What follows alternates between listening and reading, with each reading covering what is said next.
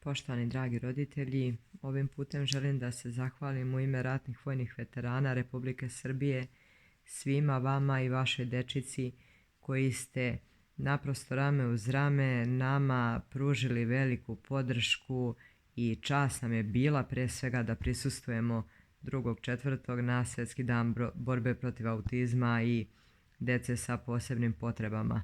Imajte na umu samo jedno. Tu smo uvek za vas, možete računati na svakog ponaosob u bilo kom trenutku. Jednostavno mi smo za svoj narod i za svoju decu uvek dostupni. Hvala svim studentima, hvala pre svega svakom vojnom veteranu koji se pojavio, hvala svim vojnim veteranima koji će se tek pojavljivati i što više biti onako prisutni i uz svoje ljude.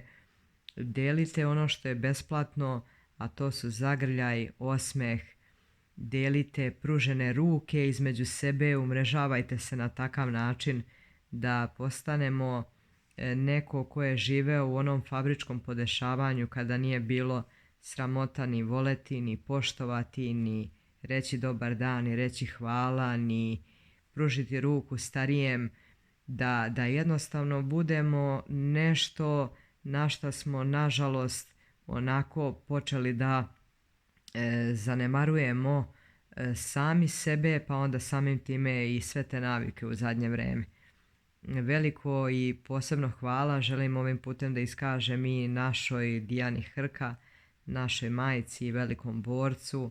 To je žena koja je rame uz rame stala uz samu humanitarnu organizaciju Bojevo bratstvo, a naše Bojevo bratstvo jeste takvog i isključivo humanog tipa da obezbedi i pomogne jedan veliki broj porodica koje su ugrožene i koje nažalost žive u jako nehumanim uslovima, tako isto i dečici.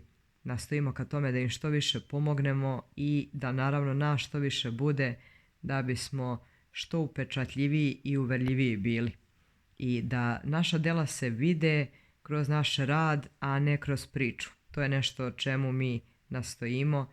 I još jednom podsjetit ću vas samo, ratni vojni veterani su tu uvek za svoj narod. Veliko vam hvala što smo bili deo onako prelepog skupa i nadamo se nekom druženju sa mnogo lepšim i mnogo boljim povodima, a da to bude sa samim uvećanim pravima na život, na slobodu, na kretanje, na jedno zdravo i normalno društvo.